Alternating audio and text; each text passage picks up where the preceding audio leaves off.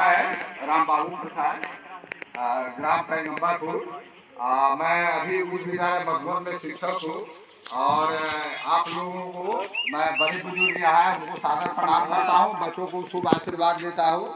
यहाँ मकसद है कि हमको बच्चों को जागरूक करना है, महिलाओं को जागरूक करना है, शिक्षा के लिए प्रेरित करना है कि कोई भी बच्चा शिक्षा से वंचित नहीं हो, अपने विद्यालय में जाए।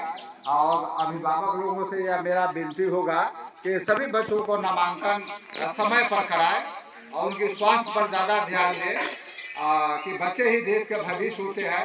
बच्चों की शिक्षा राष्ट्र की शिक्षा है, बच्चों का विकास और शिक्षा देश का विकास है। तो बच्चों की पढ़ाई लिखाई में कोताही नहीं करनी है। बच्चों विशेष रूप से बच्ची को शिक्षा पूरी देनी है। ऐसा नहीं सोच रहा है कि बच्चियाँ तो पढ़ाई है कल दूसरे घर में चली जाएगी, ऐसी नहीं। नारी की शिक्षा सबों की शिक्षा है। कहा भी गया है कि घर एक प्राथमिक पाठशाला होता है। अगर बच्चियाँ पढ़ी लिखी होंगी, महिला पढ़ी लिखी होंगी तो पूरा परिवार पढ़ा लिखा होगा। आजकल जितना भी वैमनस्य होता है, पति पत्नी में भेदभाव होता है या आपसी कलह होता है, वो सब शिक्षा का कमी है। अगर शिक्षित होंगे, अगर कोई वाद विवाद होता है तो आपस में बैठ करके उसको हम लोग सुलझा लेते हैं। तो शिक्षा जरूरी है। और जहाँ तक बाकी है महिला का, तो महिला में बताया गया है कि बेटी बचाओ और बेटी पढ़ाओ। ये सरकार हमारे प्रधानमंत्री का नारा है, तो उनको बेटियों पर ज़्यादा ध्यान देना है कि उसकी शिक्षा पूर्ण हो और बाल विवाह नहीं हो। सरकार नियम बनाए हुआ है कि बच्चों की शादी 18 साल के बाद ही कर रही है। 18 साल तक कम से कम उनको इंटरमीडिएट तक पढ़ाई जरूरी है। उसके रुचि के अनुसार आगे की पढ़ाई जारी रखनी है।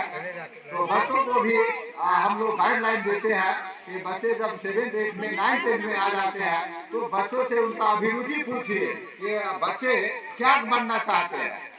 बच्चे को ये आभास हो जाएगा हमको बनना क्या है। आज के बच्चे डिग्री लेते जा रहे हैं, पढ़ते जा रहे हैं, उनको करना क्या है, बनना क्या है, न कोई बताता है, न पढ़ते जाने की इच्छा रखते हैं। तो बच्चों से भी पूछिए कि तुम क्या पढ़ रहे हो, तो बनोगे क्या। कोई कहेगा कि डॉक्टर बनेंगे, इंजीनियर बनेंगे, कोई समाज सेवी बनेंगे, तो किसान बनेंगे, दुकानदार बनेंगे, कोई टीचर बनेंगे, इलेक्ट्रीशियन बनेंगे। तो रुचि के अनुसार उनको उस लाइन में आपको देना पड़ेगा। गार्जियन को देना कि बच्चा चाहता है, रुचि क्या है, रुचि के अनुसार उसे अगर उसको हम गाइडलाइन देंगे तो उसमें सफल हो जाएगा। कोई जरूरी नहीं है कि सब इंजीनियर डॉक्टर बने, लेकिन कोई छोटा मोटा अगर घर का काम भी करे और छोटा मोटा अगर अगल बगल भी काम करता है तो उसको उपार्जन का साधन हो जाएगा, सभी आगे बढ़ेंगे। तो बच्चों से विशेष मेरा आग्रह होगा, बच्चों से सुबह उठना है जी, सुबह उठना है। और कहता है सुबह का उठना बहुत अच्छा होता है। Early to rise, early to bed makes a man healthy, wealthy and fine। कहता है अर्ली टू बेड, कहना है कि नहीं देर रात तक नहीं जागना। आज के बच्चे हैं जो 7 मिनट के ज़्यादा मोबाइल चलाने लगते हैं, ज़्यादा मोबाइल है तो हमारे अभिभावक भी कहीं कहीं देखते हैं कि अगर उनके पास स्मार्टफोन है तो अधिक से अधिक स्मार्टफोन देखते हैं, तो बच्चे भी देखते हैं। तो बच्चों को मोबाइल से दूरी बना के रखना है। वो आँख को खराब कर देता है, दिल को खराब करते जा रहा है। लेकिन हमारा जो मानना है कि मोबाइल पर स्मार्टफोन पर बैन ही लगनी चाहिए, लेकिन बैन क्या लगेगा और जा रहा है। तो मोबाइल नहीं देखना है, अधिक से अधिक किताब से पढ़ना है। मोबाइल ज़्यादा से ज़्यादा हमको नहीं देखना है, बच्चों को भी नहीं देना है। मोबाइल को लोग डिविएट हो रहे हैं, तो मोबाइल उसमें किताब को पढ़ना है, सुबह सुबह पढ़ना है। माता पिता को सुबह उठते ही पैर छू के प्रणाम करना है, पैर छू के प्रणाम करना है, पैर छू के प्रणाम करना है। और घर में पढ़ना है।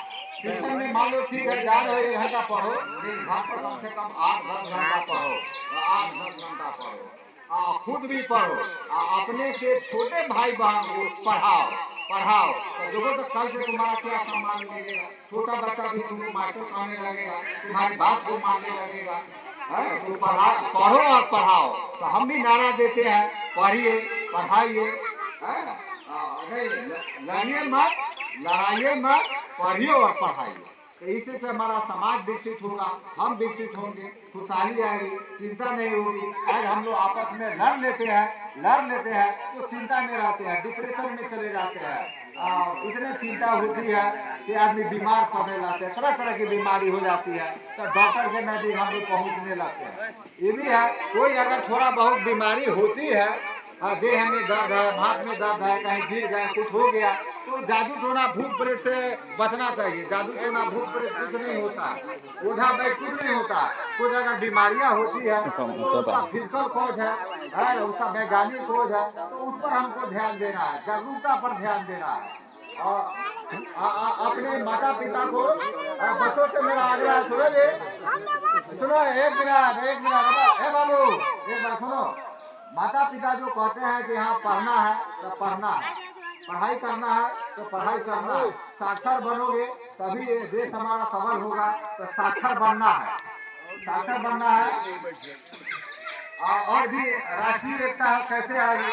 मान लीजिए बहुत संप्रदाय के लोग एक गांव में रह रहा है, या बहुत से संस्कृति के गांव में रह रहे हैं, यहाँ तो नहीं है, लेकिन दूसरी जगह हिंदू मुस्लिम एक जगह रह रहा है, तो कभी उसमें भी दनावस्था होती है, आपस में लोग झगड़ते रहते हैं। तो वैसा भी नहीं होना चाहिए। जो जहाँ है सभी जाति के लोग एक जगह रहे, सब मिले, बड़े बुजुर्गों का सम्मान होना चाहिए, छोटे को प्यार होना चाहिए। छोटों को हमको डांटना नहीं है, बच्चों को भी हमको प्यार से बोलना है, प्यार से समझाना है। तो बच्चे नादान होते हैं, तो बच्चे अगर शैतानी कर देते हैं, शैतानी करते उसको डांटना नहीं है, मारना है, प्यार से समझा लेना है। ऐसा नहीं कि हम लोग भी कहते हैं कि नहीं मारने से ही सुधरेगा, नहीं, मारने से नहीं सुधरेगा, हो सकता है मारने को और बिगाड़ जाए। तो उसको सुधारने के लिए प्रेम है, प्रेम है। महात्मा गांधी की किताबों को हम लोगों ने पढ़ा है। महात्मा गांधी क्या कहते हैं, कोई अगर तुम्हें एक चाटी इस गाल में मार देता है तो तुम दूसरा गाल बढ़ा दो तो इसमें भी मार लो, तो उसको शर्म आएगी। लेकिन नहीं, जब ऐसा अगर गिर जाएंगे तो कोई मारेगा जी। आपस में हमारे गांव समाज में अगल बगल बहुत सारे इस तरह की अत्याचार हो रही है, मर्डर हो रही है, तो नहीं, ये हम की बीमारी हो गया कि नहीं, तो उससे क्या हो जाएगा, उससे पूरा समाज पीछे चला जाएगा, पूरा परिवार पीछे जाएगा, देश पीछे चला जाएगा। उसे लेकर हम लोग को जागरूकता बढ़ानी है।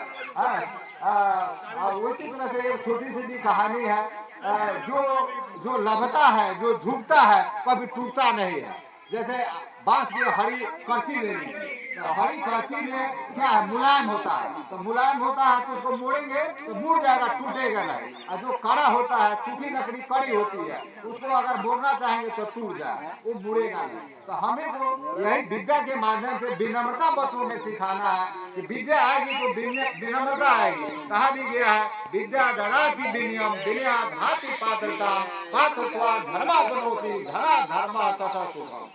विद्या, हर आदमी अगर विद्या हो जाएगा तो हर आदमी विद्वान बन जाएंगे, कोई झगड़ा नहीं होगा, कोई आदमी कोर्ट कचहरी नहीं जाएगा। हम लोग भी बच्चों को कहते हैं, अभिभावकों को कहते हैं कि दो कोर्ट वाले से बचिए। दो कोर्ट वाले, एक कौन है तो उजले कोर्ट वाले, तो उजले कोर्ट वाले ज्यादा डॉक्टर होते हैं, डॉक्टर को हम लोग कहते हैं डॉक्टर ठाकुर होता है। अगर हमको 100 रुपये का भी दवा लगेगा तो 10,000 खर्चा कर देगा, 5,000 का जांच कर देगा, और 5,000 में उसको 2500 3,000 कमीशन होता है। डॉक्टर लोगों का अगर एक्सरे लिख देता है 700 रुपया, तो 700 में डॉक्टर का कमीशन होता है, इतने कमीशन होता है। तो हम डॉक्टर के नजदीक जाएंगे क्यों जी? हम सुबह उठेंगे, मेरा खान पान सही रहेगा, मेरा स्नान सही रहेगा, बच्चों का बाल ज्यादा नहीं बढ़ना चाहिए, नाखून नहीं बढ़ना चाहिए, बच्चे का सफाई होना चाहिए, तेल साबुन लगना चाहिए, मालिश होनी चाहिए, बच्चे बीमार नहीं होंगे। उसको स्वच्छ हवा में रखेंगे, शौचालय मेरा है उसका साफ सफाई रखेंगे, घर का सफाई रखेंगे। घर के अगर बगल में ये आपका सड़क है तो ये भी आपका घर है, ये भी आपका दरवाजा है, इसी भी सफाई कीजिए। ऐसा नहीं कि वो घर वाला करे, ये घर वाला के नहीं। ये दरवाजे का सफाई यहाँ से अगर वहाँ हो जाएगा तो ये लगेगा कि ये भी एक देवालय बन जाएगा, मंदिर बन जाएगा। जैसे हम लोग देखते हैं गरीब स्थान या सोमेश्वर बाबा के नए लोग जाते हैं तो रास्ते में लोग झाड़ू लगाते हैं कि लोग जाए, कांवरिया लोग जाए तो लोग अच्छा कहे, तो हम लोग भी प्रसन्नता जाहिर करते हैं। यहाँ पर इतनी गंदगी है तो नहीं, ये गंदगी तो बीमारी का जड़ है, इसकी भी सफाई होनी चाहिए। जिस तरह से हम दरवाजे पर सफाई करते हैं तो सड़क का भी सफाई उस तरह से होना चाहिए।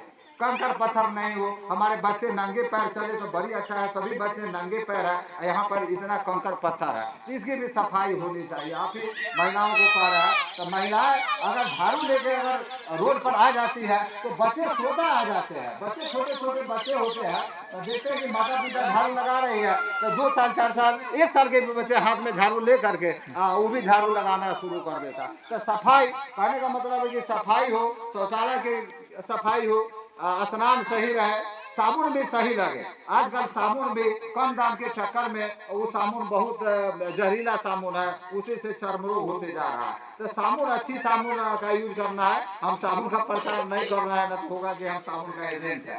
तो अच्छी साबुन लीजिए। हाथ को बच्चों को एकदम कहिए खाने से पहले जब तक वो साबुन से हाथ नहीं धोता उसको खाना नहीं दीजिए। हाँ, तो बच्चे अगर स्वस्थ रहेंगे तो लागत में भी हमको कम आ जाएगा और पढ़ने में बच्चों को मन लगेगा। बच्चे ये भी नहीं समझे कि हमसे नहीं होगा, हम ये नहीं कर पाएंगे, तो बच्चे हमारे हेलो हाँ, बच्चे अपने को समझे कि हम सब कुछ कर सकते हैं।